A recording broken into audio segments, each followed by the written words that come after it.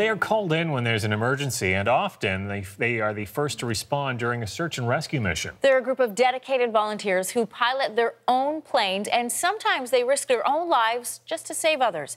It's all part of National Volunteer Week, and Shannon Martin buckled up with a crew in Niagara.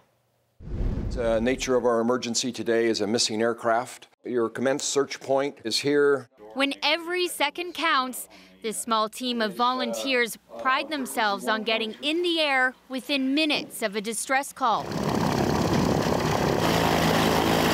Okay, so we're good to go. Behind the controls is Gord Tessier. I am a State Farm Desjardins insurance agent. But piloting for CSARA, the Civil Air Search and Rescue Association, is his passion. So the minute we get in the air, the minute we can start searching, that person is dying, literally. The target for this mock drill is a missing plane, a scenario that triggers some recent memories. My first actual flight was over Lake Huron. We found them dehydrated, alive and well.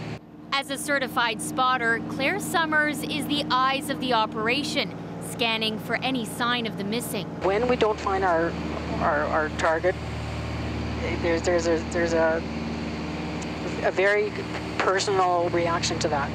We want to go back out. We want to go out. Did I miss something?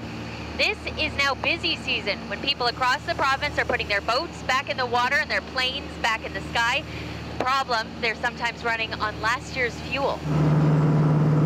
The team works closely with the Canadian Forces. Almost always, CSARA volunteers are first in the air.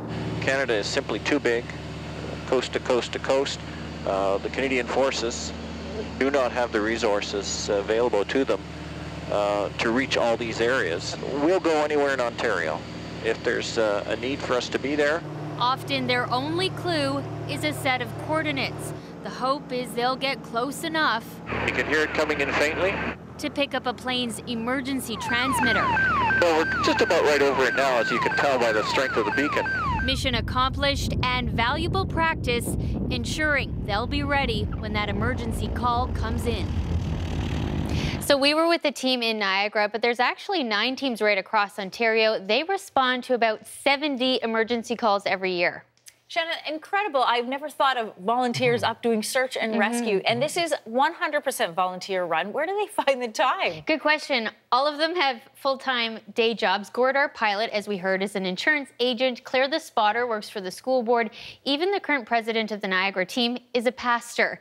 They say, though, it is a privilege to be able to work with the Canadian Forces, and truly they believe in the cause. So to them, it doesn't feel like work. You really heard the commitment in your interviews. Up in the sky there. Yes. Thanks for doing that for us today. You're welcome.